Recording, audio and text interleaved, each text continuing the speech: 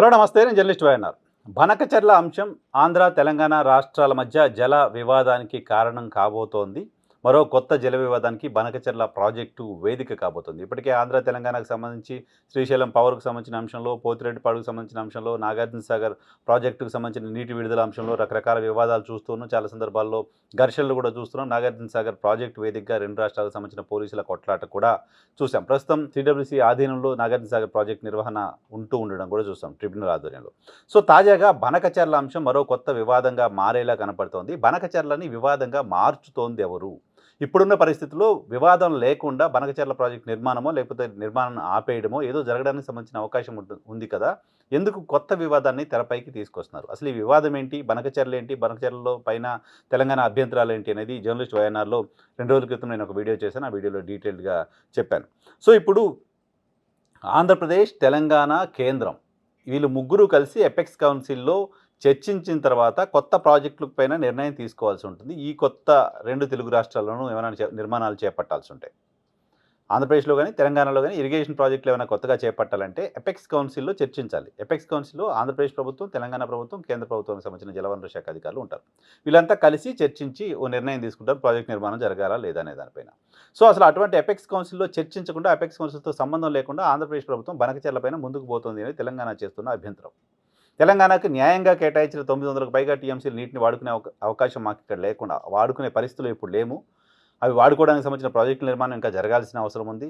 So Kaleshwaram third TMC కావచ్చు, Sitarama project కావచ్చు, వార్దా కావచ్చు, ఇలా ఇంకా కొన్ని ప్రాజెక్టులు గోదావరి వాటర్ని బేస్ చేసుకుని తెలంగాణ నిర్మాణం చేస్తున్న నేపథ్యంలో మేము ప్రాజెక్టుల నిర్మాణం పూర్తి చేసుకునే నాటికి కింద మీరు ఆంధ్రప్రదేశ్ రాష్ట్రంలో ఆల్రెడీ ప్రాజెక్టులు కట్టేసి వాటి కేటాయింపులు చేసుకుని సో ఆ నీళ్ళు అక్కడికి తీసుకెళ్తామంటే మాకు ఇబ్బంది అవుతుంది కదా. మేము వాడుకోవాల్సిన నీటిని వాడుకున్న తర్వాత మిగిలితే అవి మిగులు జలాలు అవుతాయి, మీ జలాలు అవుతాయి తప్ప మా రాష్ట్రానికి హక్కుగా ఉన్న జలాలని మేము వాడుకోకపోతుంటే, వాడుకునే ఏర్పాటు ఇంకా మేము చేసుకోని సందర్భంలో ఆ నీళ్లు కిందకు వస్తుంటే అవి మిగులు జలాలు వృధాగా పోతున్నాయి కాబట్టి మేము వాటి కోసం ప్రాజెక్ట్ కడతామని ఆంధ్రప్రదేశ్ ఎలా ఆర్గ్యూ చేస్తుంది అని తెలంగాణ చెప్తున్నమాట.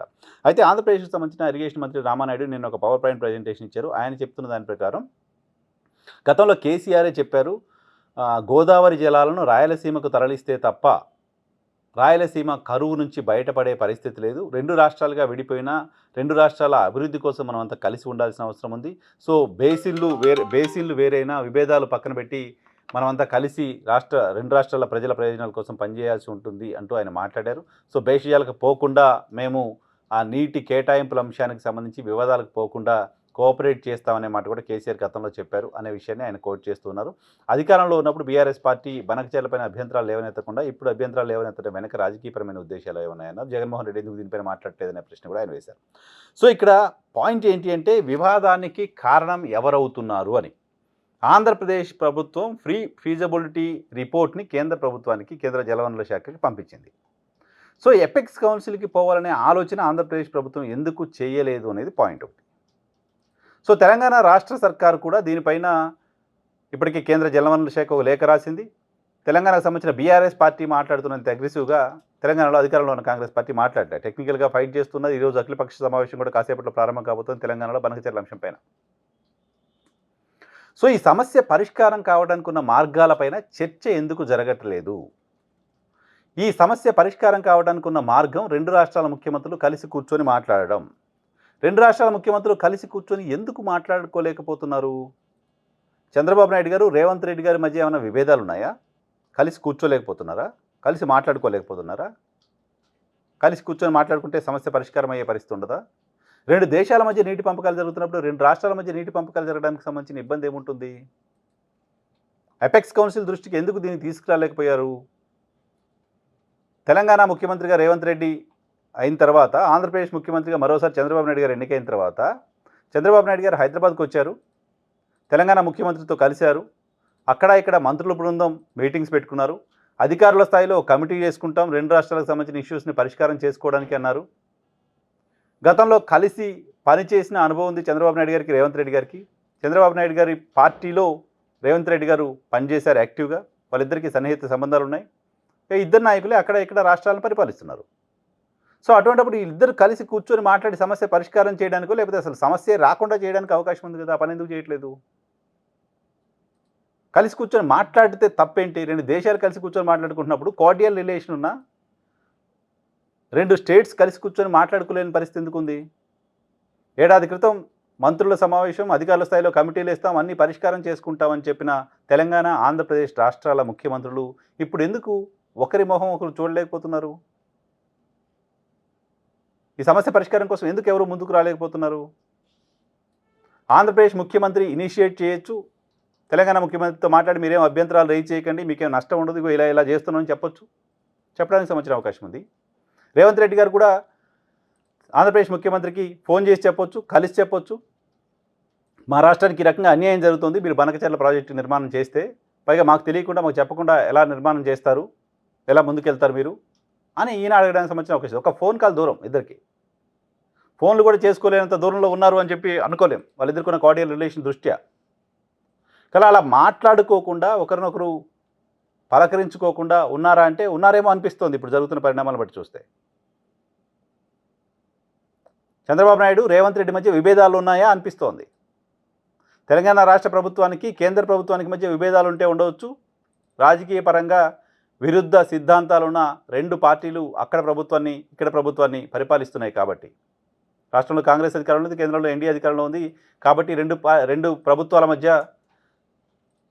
2 ప్రభుత్వాలను నడుపుతున్న పార్టీల మధ్య ఉన్న సిద్ధాంతపరమైన విభేదాల కారణంగా వాళ్ళిద్దరూ కలిసి కూర్చోలేరేమని అనుకోవచ్చేమో. కానీ ఆంధ్రప్రదేశ్, తెలంగాణ రాష్ట్రాలకు సంబంధించిన నాయకులు వాళ్ళిద్దరూ గతంలో కలిసి పనిచేశారు. 2 సిస్టర్ స్టేట్స్గా ఉన్నాయి. కొత్తగా ఫామ్ అయిన తెలంగాణ రాష్ట్రం. పైగా కలిశారు, కలిసి కూర్చొని మాట్లాడుకున్నారు. మొదటిసారి కలిసి కూర్చొని మాట్లాడుకున్నారు. ఇక్కడ మంత్రివర్గం అంతా, అక్కడ మంత్రులంతా వచ్చి కూర్చున్నారు, కలిసి బిర్యానీ తిన్నారు. చేపల పులుసు సంగతి నాకు తెలియదు కానీ కలిసి బిర్యానీ, హైదరాబాద్ బిర్యానీ అయితే తిన్నారు. కలిసి కూర్చొని పరిష్కారం చేసుకోవడానికి అవకాశం ఉన్న ఈ సమస్య పైన పరిష్కారం దిశగా 2 రాష్ట్రాల ముఖ్యమంత్రులు ప్రయత్నం చేయట్లేదు అంటే వాళ్ళిద్దరి మధ్య విభేదాలు ఉన్నాయా అని అనుకోవడానికి సంబంధించిన ఆస్కారం కనపడుతోంది. వాళ్ళిద్దరూ ఒకరినొకరు కలిసి కూర్చొని మాట్లాడుకోలేని స్థాయిలో గ్యాప్ ఉందా అని అనుకోవాల్సిన అవసరం కనపడుతోంది. సో అటువంటి గ్యాప్ లేని పరిస్థితిలో కలిసి కూర్చొని సమస్య పరిష్కారం చేయవచ్చు. చేయట్లేదంటే దాని అర్థం గ్యాప్ ఉందనే భావించాలి.